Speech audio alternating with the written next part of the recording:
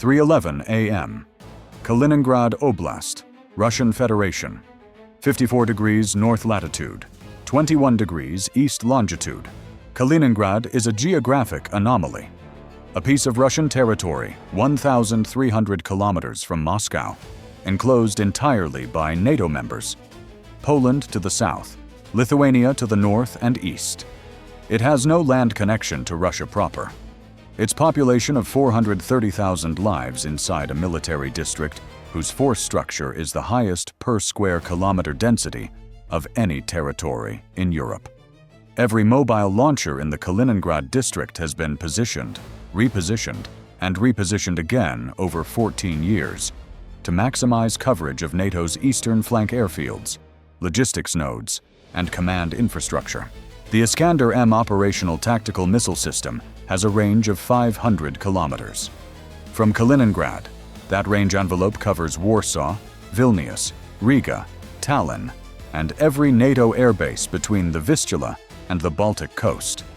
The Iskander-M is solid fuel, road mobile, and can be launched from any hardened surface within 4 minutes of arrival. It carries a 700-kilogram warhead. It maneuvers in its terminal phase. It has a circular error probable of 2 meters. NATO had known the Iskander-M's deployment in Kaliningrad since 2016. It had spent 8 years building the defensive architecture to answer it. That architecture was about to be tested against a package whose scale the models had not confidently bounded. At 3:11 a.m., 34 Iskander-M transporter erector launchers distributed across the Kaliningrad Oblast, in forests, behind commercial buildings, on industrial side roads that appeared on no military map but had been surveyed and recorded in the 58th Combined Arms Army's targeting database. Received their launch orders simultaneously. The order had come through the Western Military District's command chain in a burst transmission that was encrypted, authenticated, and 14 seconds in duration. The transmission had been composed at 3:09 a.m. in a command node buried 11 meters below the surface of a facility that appeared on commercial imagery as an administrative building in the Kaliningrad city outskirts. The command node had been operational since 2021. It had never transmitted anything that the NSA's collection architecture had been able to attribute to a live launch authorization. This one had been attributed by the time it was transmitted. The processing took 11 seconds. The warning reached NATO's Allied Land Command in Izmir and the U.S. European Command at Ramstein simultaneously at 3:10 a.m., 30 seconds before the first Iskander-M ignited. 30 seconds. In 30 seconds, a U.S. Air Force duty officer at Ramstein can initiate an emergency action message. He cannot deploy interceptors. He cannot activate radar systems that are not already active. He cannot move Patriot batteries that are not already positioned.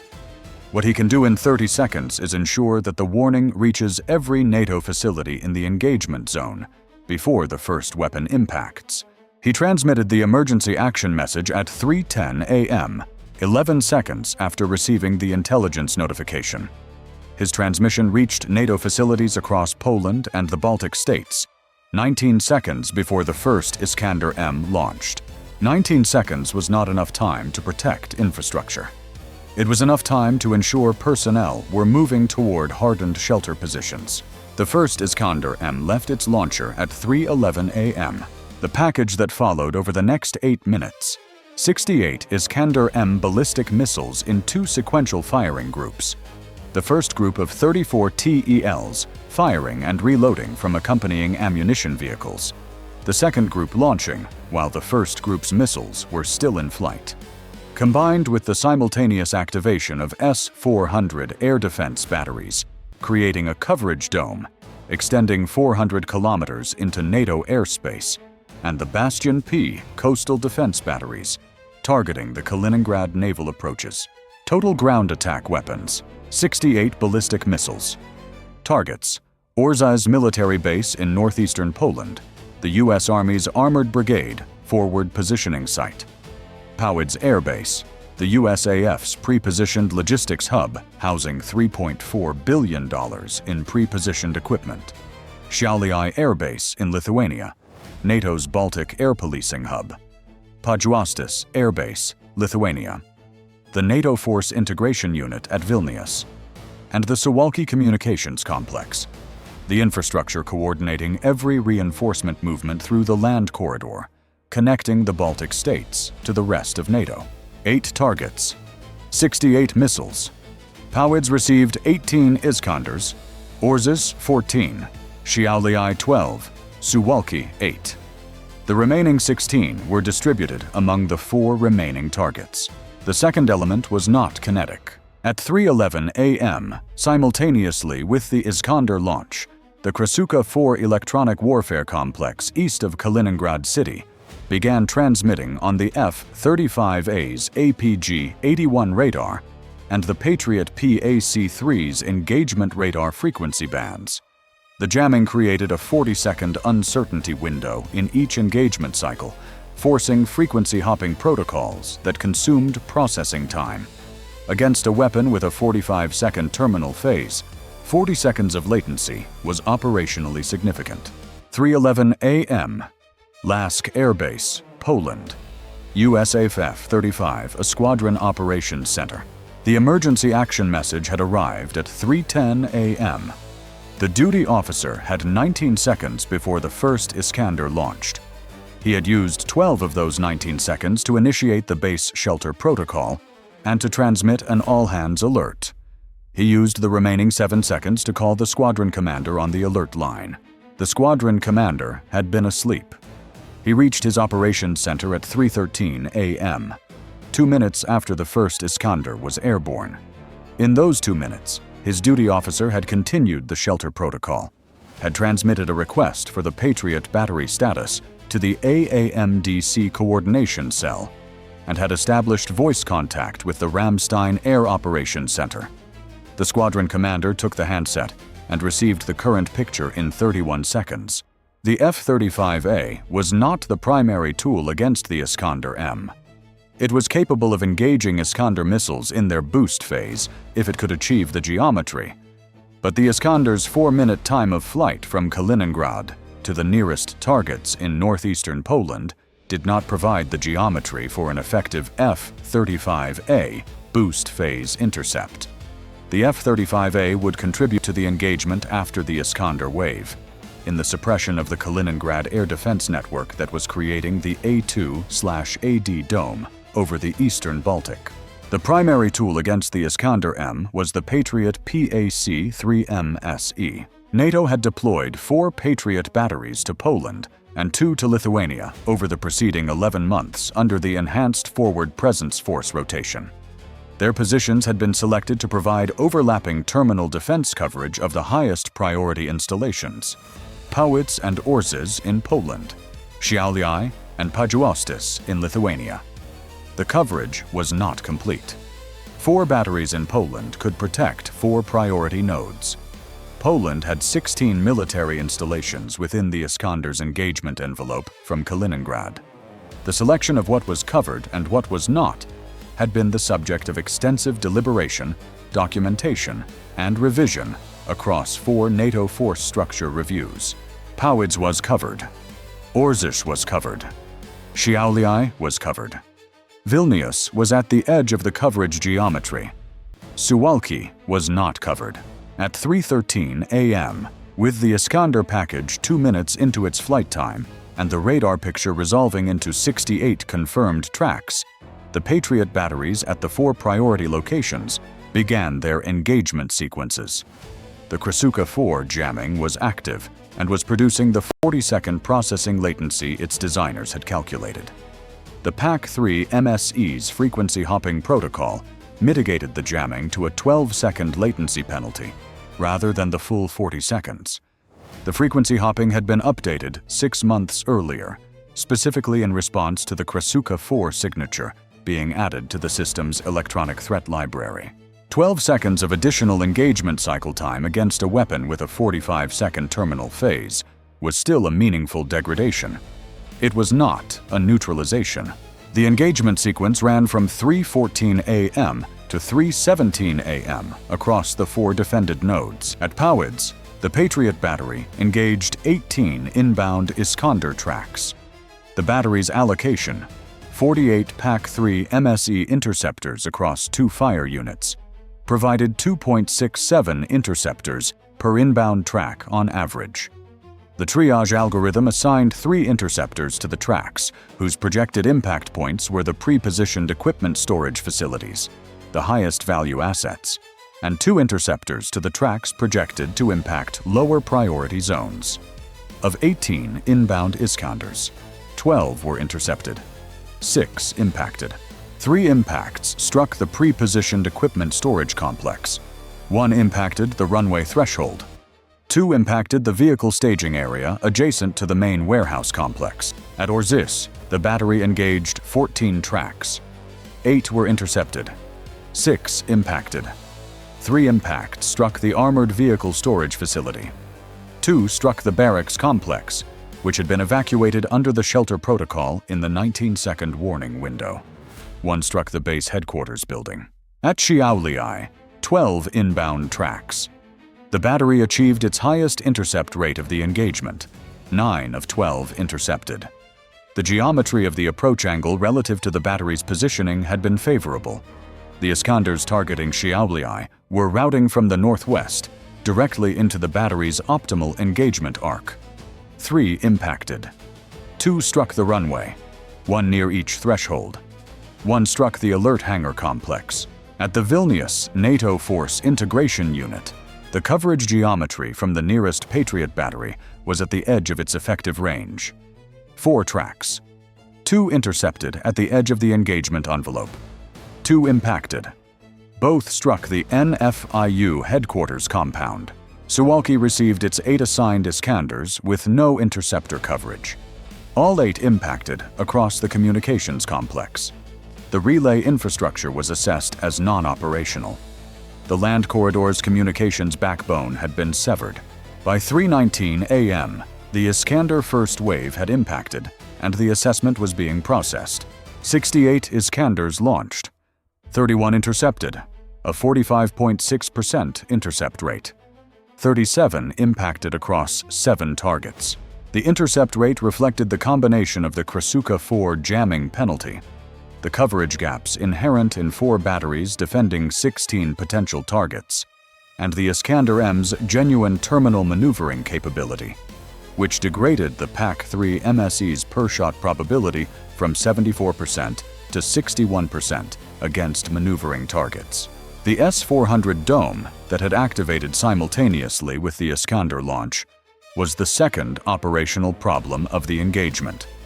The S-400's 400-kilometer range extended its coverage arc deep into NATO airspace over Poland and Lithuania. Any NATO aircraft operating in the Eastern Baltic Theater without electronic suppression of the S-400 fire control radar was operating inside a zone where a track acquisition could produce an intercept within 90 seconds. The zone covered every Patriot battery's operating area, every F-35A base in Poland, and every logistics route in northeastern Poland.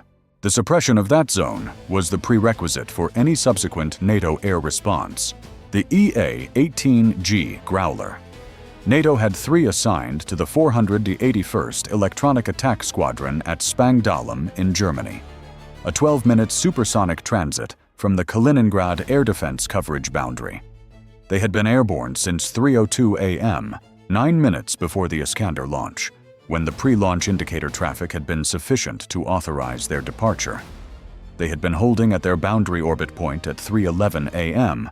when the launch was confirmed. At 3:14 a.m., with the Iskander engagement still active, the 3 Growlers entered the S-400 coverage zone at 40,000 feet, initiating AN/ALQ-99 jamming against the S-400's 9-2N6 Gravestone fire control radar and transmitting AARG-MER targeting solutions as the radar's emissions provided home-on-jam geometry.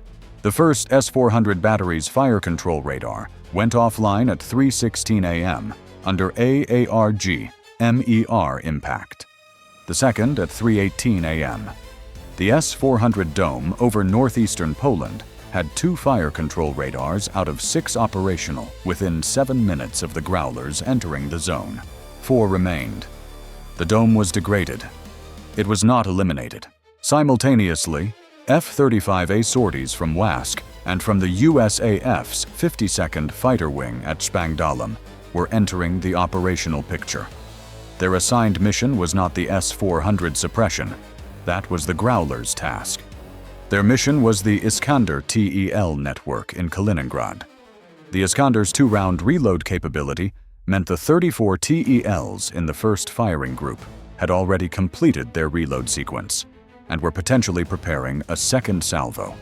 Taking the TELs offline before a second launch was the operational priority that superseded every other task. The F-35A's low observable profile gave it one advantage against the S-400's degraded but still functioning sensor network: reduced radar cross-section that required closer range for acquisition and created shorter engagement windows, not invisibility. A reduced timeline that the crew were trained to exploit. The F-35A sorties reached the Kaliningrad airspace boundary at 3:22 a.m. Their attack packages carried GBU-53/B Stormbreaker precision munitions, small-diameter weapons with a millimeter-wave seeker capable of acquiring a vehicle-sized target in adverse weather at ranges up to 69 kilometers from the launch aircraft. The F-35A did not need to enter the S-400's lethal zone to release a Stormbreaker against a TEL inside Kaliningrad. By 3:29 a.m., 9 confirmed TEL hits had been assessed across the Iskander launch network. 7 TELs were assessed as non-operational from Stormbreaker impacts. 2 more had been relocated from their confirmed positions before the strikes arrived. Their emissions had been tracked long enough to provide a last known position, but not long enough for a second position fix. 2 TELs had relocated. 25 seconds later, the SBIRS feed showed 4 new thermal signatures from positions consistent with TELs that had moved 3 to 4 kilometers from their previous locations. 4 TELs were preparing a second launch from new positions. At 3:31 a.m., the second Iskander firing group, the TELs that had not fired in the first wave and had held their reload status in reserve, activated. 12 additional Iskander-M launches from positions that had not been pre-surveyed in the initial targeting database because they had been established as reserve positions specifically to avoid being in the primary target list. The reserve 12 were aimed not at military installations, but at 2 targets: the Patriot PAC-3 battery positions that had just engaged the first wave. Targeting the interceptor batteries was the desperation gambit, not desperation in the emotional sense, but the calculated second-order strike that the Russian operational planners had included in the sequence from the beginning. A Patriot battery that had expended 40% of its ready load in the first wave engagement was a Patriot battery that was less capable of defending against the second wave. SAIARs detected the 4 reserve TL launches at 3:31 a.m. The Growlers' jamming had continued throughout and had now degraded a third S-400 fire control radar. The air operations picture for the F-35A sorties was improving. The Patriot battery at Powidz received the incoming track notification for 3 Iskanders aimed at its launcher positions at 3:32 a.m. The Powidz battery commander had 11 interceptors remaining in his ready load, 3 inbound tracks. He allocated 4 interceptors to the highest confidence track and 3 each to the remaining 2. All 3 inbound Iskanders were intercepted. 2 of the 4 interceptors assigned to the first track were redundant. They had been launched before the first intercept was confirmed, the standard protocol for high-value target protection. They impacted in open ground beyond the intercept point. The Powidz battery had 4 interceptors remaining in its ready load when the second wave engagement was complete. 4 interceptors against a threat environment that might generate additional salvos. The battery commander transmitted his status to the AAMDC coordination cell at 3:35 a.m. The reload convoy pre-positioned vehicles carrying PAC-3 MSE rounds was 47 minutes away. 47 minutes. The engagement timeline and the resupply timeline were in a race that every NATO planner had modeled and every exercise had flagged as the critical variable in sustained Iskander defense. Not the per-shot probability. The magazine depth. The political dimension of the engagement had been running simultaneously with the kinetic dimension since the first emergency action message was transmitted. NATO's Article 5 consultation mechanism had been activated at 3:10 a.m. simultaneously with the warning transmission. The North Atlantic Council's emergency session convened at 3:14 a.m. via secure video. 32 national representatives, the majority already in emergency session under their national early warning chains. The Council had a pre-drafted collective defense response authorization prepared, produced 9 months earlier in a tabletop exercise whose scenario had been functionally identical to what was on their screens. Authorization was voted at 3:41 a.m., 30 minutes from first impact to alliance authorization. The Russian planners had modeled a minimum of 4 hours. The process had been pre-run 11 months earlier. The document had been in the secure server since then. The vote was unanimous. The collective response authorization did not specify targets. It authorized the SESUR to employ whatever means were necessary to degrade the capability conducting an armed attack on alliance territory. The SESUR had a target list maintained and updated for 3 years. 247 aim points covering every Iskander-TEL position, every IS-400 battery, every electronic warfare complex, and every command node in Kaliningrad. F-35. A sorties holding at the airspace boundary with full weapons. Loads were released into the engagement zone.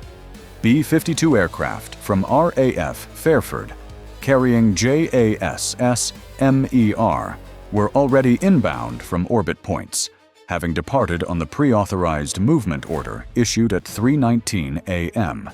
HIMARS batteries in Poland, 24 pre-positioned under enhanced forward presence, received fire missions against Iskander-TEL, last known positions beginning at 3:44 a.m. By minute 53 of the engagement, the United States and its NATO partners had expended $1.9 billion in defensive and offensive munitions across the theater.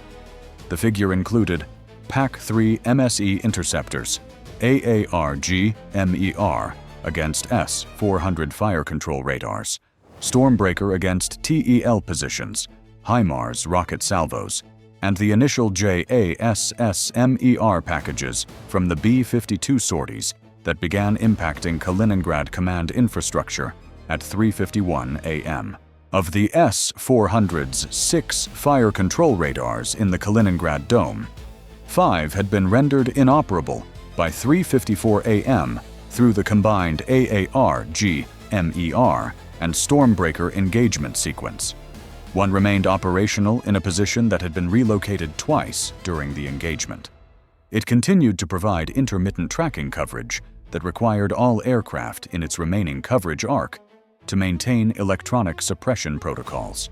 Of the 34 Iskander TELs in the first firing group, 19 had been assessed as non-operational through Stormbreaker and HIMARS engagement. 15 had relocated to positions that were being actively sought by the F-35A sensor network, but had not yet been fixed with sufficient confidence for a strike authorization. The Suwalki corridor's communications complex had been non-operational since the first wave impacts at 3:17 a.m. The land corridor was physically intact. The command and control infrastructure coordinating military movement through it was not. The NATO Logistics Command's backup SATCOM relay, pre-positioned in a hardened vehicle 2 kilometers outside the primary complex, came online at 3:44 a.m. It had been activated by the 3-person communications team who had been at their vehicle station since the 19-second warning, driven 2 kilometers in 17 minutes. Corridor command connectivity was restored at 3:44 a.m., severed for 27 minutes. 27 minutes during which the Baltic states had been cut off from direct land command communications. a window that had not produced a Russian ground force movement through the gap. The ground element that the Iskander fires had been designed to enable had not been in position when the window opened.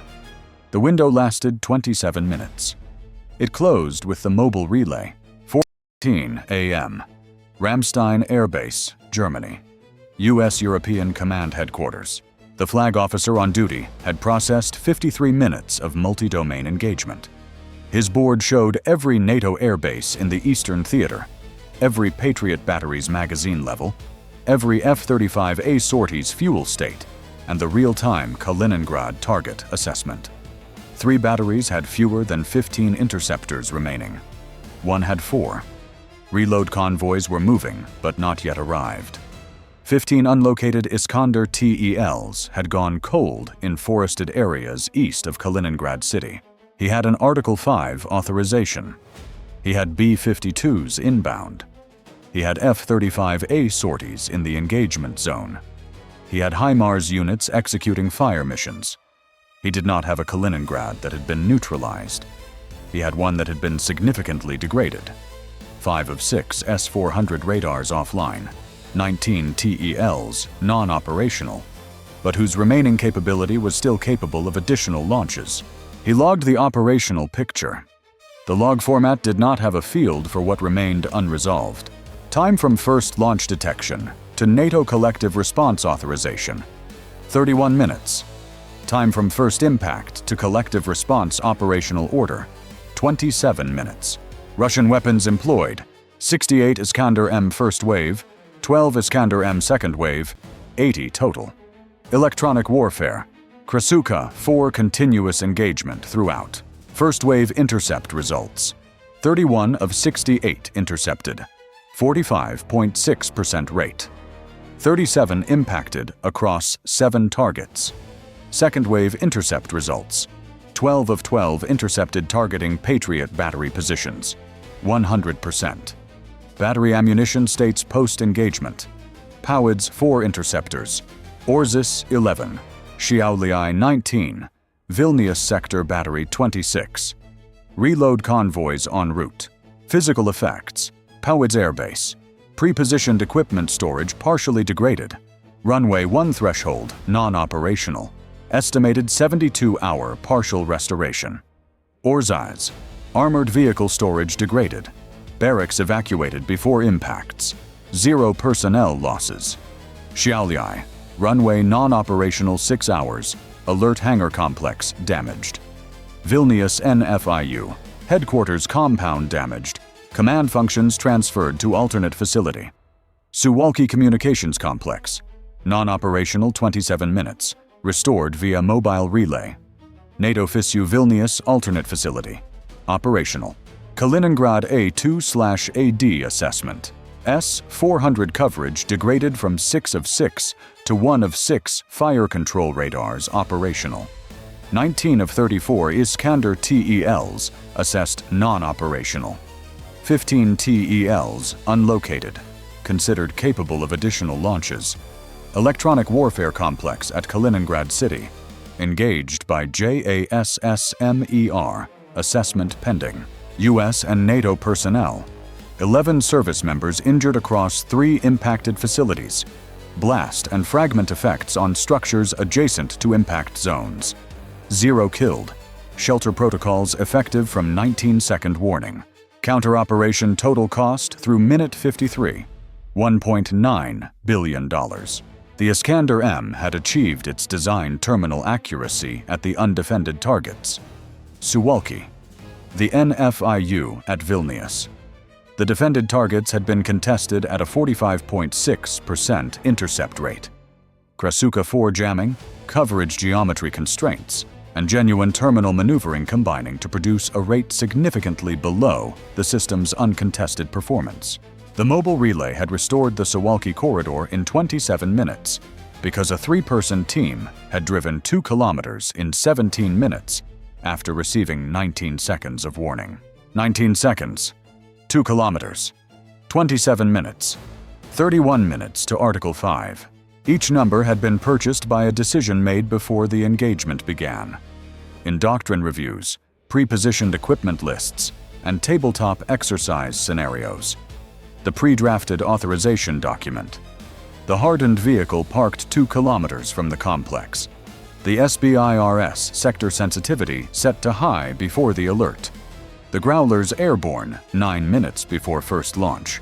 The 15 unlocated TELs remained unlocated. The reload convoy was 31 minutes from POIDs. The engagement was ongoing.